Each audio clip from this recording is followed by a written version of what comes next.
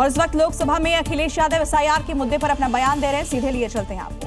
हम लोगों ने देखा कि किस तरीके से पुलिस और पूरा प्रशासन इस बात पे लगा हुआ था कि कोई भी वोटर घर से न निकले। रामपुर का बाई इलेक्शन हमने ऐसा देखा जहां पर पूरा पुलिस प्रशासन, भारतीय जनता पार्टी की सरकार ये कोशिश में लगी थी कि मतदाता बाहर न निकले, और पहली बार भारतीय जनता पार्टी वहां से चुनाव लोकसभा का जीती। ये बाई इलेक्शन लोकसभा की बात कर रहा हूं मैं, और एक एक घटना की सूचना हम लोगों ने इलेक्शन कमीशन को दी है। एक एक घटना के पुलिस क्या कर रही है, पुलिस कहां बैरिकेडिंग लगाई है, पुलिस कहां रोक रही है, कौन पुलिस का अधिकारी कहां जा रहा है, डीएम क्या कर रहे हैं, कमिश्नर क्या कर रहे हैं। और उसके बावजूद भी इलेक्शन कमीशन ने एक भी किसी के खिलाफ कार्रवाई नहीं की। अध्यक्ष महोदय, जब हम ये बात समझ गए कि इलेक्शन कमीशन बायस्ड है, अध्यक्ष महोदय, ये जो नए नए लोग इधर से उधर खिसक गए हैं, या ना बोले तो अच्छा ही है।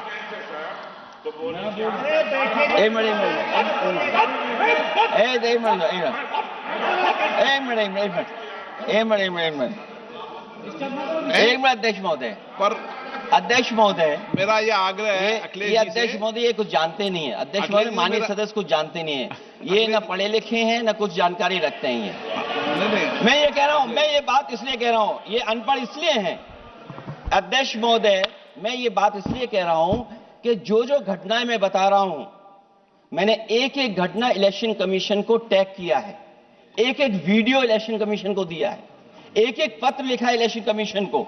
अगर एक भी कार्रवाई की हो तो मुझे बता दें, अगर ये जानते हो। और दूसरा, मैं अध्यक्ष महोदय, मैं दूसरा बताना चाहता हूं आपको। अध्यक्ष महोदय, चुनाव जीते जाते हैं, हारे जाते हैं। कभी कोई चुनाव जीतता है, कभी कोई चुनाव जीतता है। एक समय था जब हम लोग। और अब आपको लिए चलते हैं राज्यसभा, जहां इस वक्त अमित शाह बोल रहे हैं, सुनिए।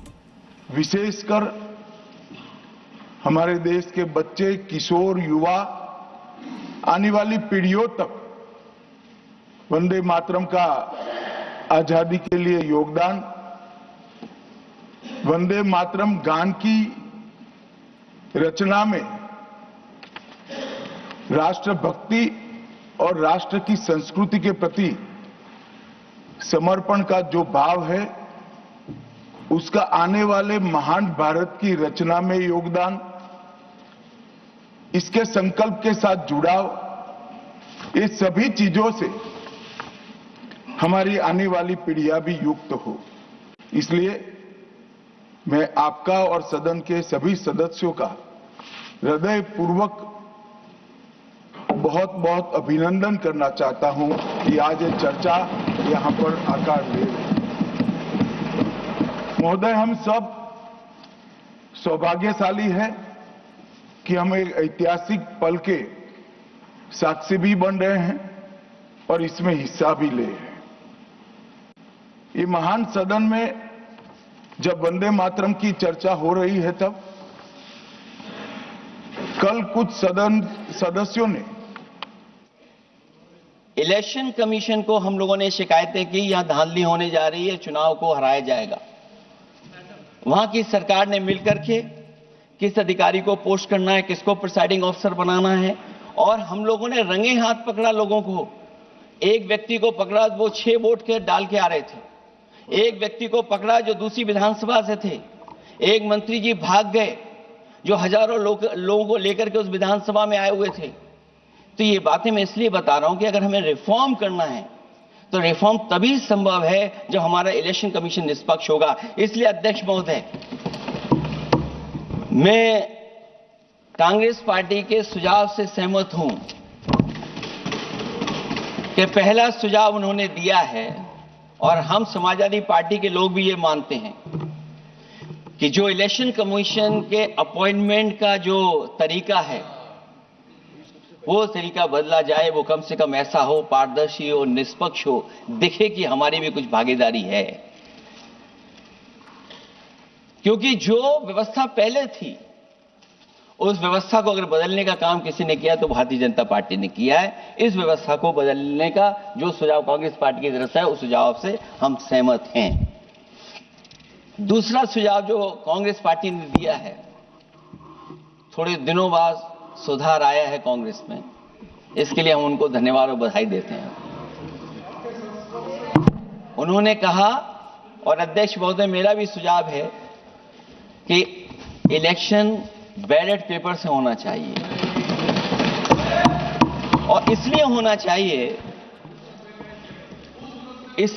चाहिए कि बहुत प्रश्न लग रहे हैं, बहुत उंगली उठ रही है, इलेक्ट्रॉनिक चीजों पे बहुत सवाल खड़े हो रहे हैं, और केवल भारत के अंदर लोकतंत्र में नहीं, दुनिया के लोकतंत्र में। और ये जो लोग कुछ कह रहे हैं इलेक्ट्रॉनिक की बात और टेक्नोलॉजी की बात कर रहे हैं, मैं उनसे कहना चाहता हूं कि भारत और जर्मनी की तुलना कर लें, भारत और अमेरिका की तुलना कर लें, भारत की और जापान की तुलना कर लें, हम कहां खड़े हैं।